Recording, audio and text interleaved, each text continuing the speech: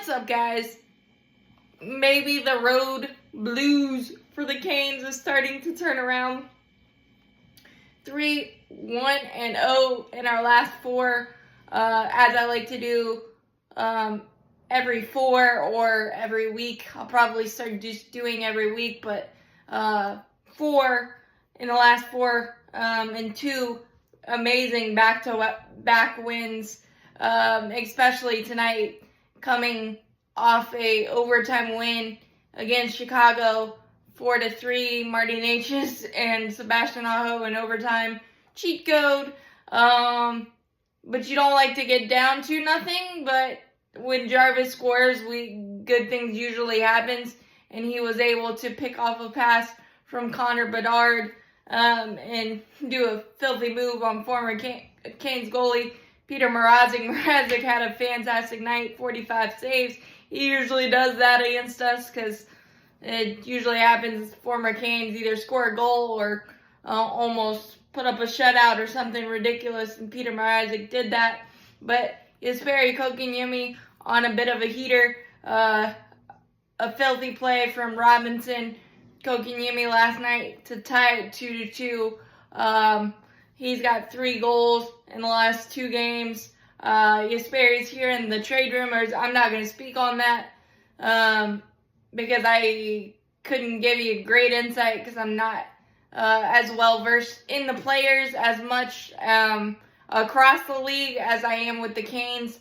I understand the Canes and Jesperi Kotkaniemi. It's been a kind of a rocky-ish relationship, thinking you need more out of Jesperi. Well, he's given that to us the last couple of games. We are looking to upgrade the offense. That's all I do know about that. But Jesperi, the last couple of games, has been amazing. We did give up a late period goal with 18.7 to go into the third, down 3-2. Burns just got caught puck watching, and Frederik Andersen did not get the stick in the crease to make it a little harder. So just a kind of a blech play.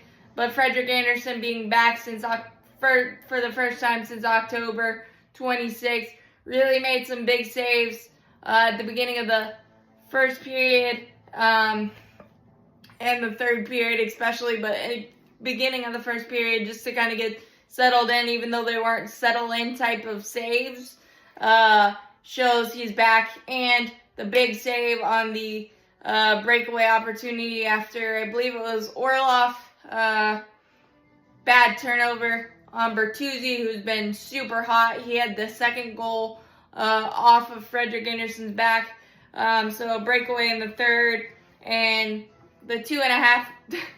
the 2 dads lines, or as I saw it on Twitter, the 2.5 min line of Jordan Staal, Seth Jarvis, and Jordan Martinook have been absolutely phenomenal. And with about 6:30 to go, Orlov stung one-timer to the net, and no whistle was blown. Great job by the ref to be able to see it, and great job by Staal to just keep working, keep hacking at it, and get it past Peter Mrazek. I'm surprised they didn't blow the whistle, but the ref had fantastic view, and it was still free. And Mrazek couldn't find it, couldn't freeze it. And we took advantage 3-3 and then got it to overtime, and where Sebastian Aho and Necas did their magic, which was amazing.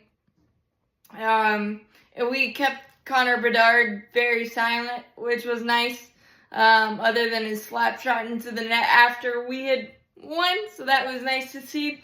You don't want to get down 2-0, but the Canes have made a habit, unfortunately, of bad starts and being down 2-0, and obviously there's a reason some people call it the scariest score in hockey, because it happens quickly, and the Canes just really dug in nicely to get that big win. And Chicago's had some big wins this year, and there's no easy wins in the NHL, so you take them any way they have to come. 16th comeback win. And then tonight, it was just really a clogged clog type of game, defensive type of game in the first couple of periods. Clutch saves by Kochetkov, either with a glove or just being there at the right time, finding the puck, not panicking, pretty quiet, especially the sprawling save he made in the first period where you thought it got behind him, but he was able to find it just enough and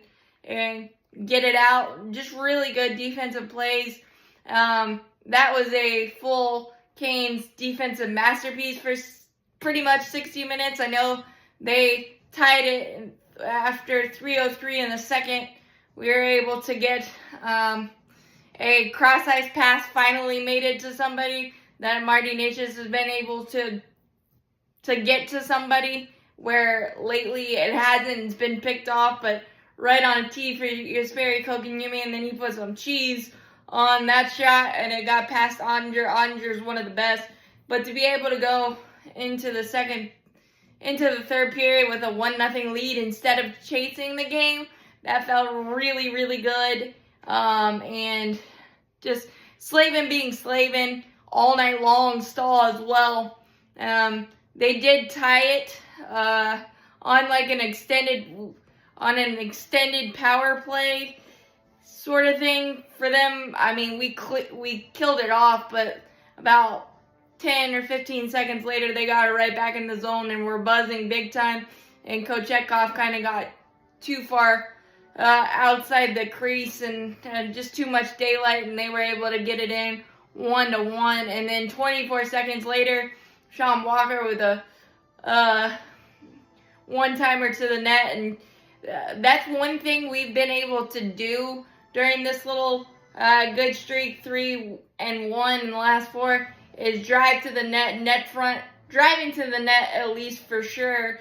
And Jesperi Kotkaniemi got rewarded as the puck deflected off him into the net, and then just fabulous defense. Andrei Svechnikov had a kind of a tough night at times, couple of penalties, and a few bad turnovers, but with 7:35 left, he was able to prevent a grade A from the slot. Just a really good stick play. Brett Burns diving at the end of the game to prevent pretty much a tap-in, I think, for Dallas to tie it.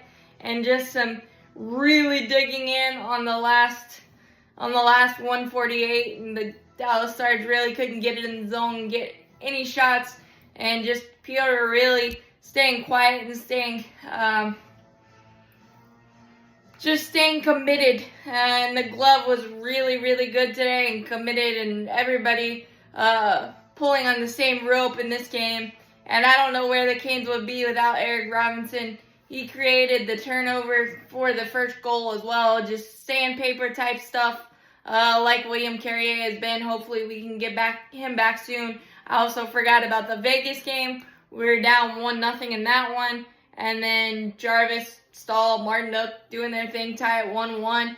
And then Stahl and Jarvis work a beautiful 2-on-1 to make it 3-1. At that point, they were able to get a power play goal, just a really good net front by Mark Stone, but we were able to stave it off and get that 3-2 victory at home too.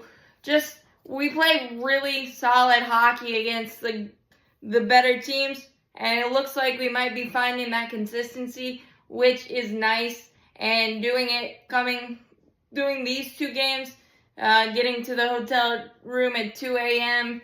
and just giving it all you got, pour blood, sweat, tears, do that all the time, and good results happen. But we're starting to finally get the saves that we really need to get, and hopefully we can play in front of the games a little bit more. But you got that knowledge in the back of your head that the comebacks can happen, because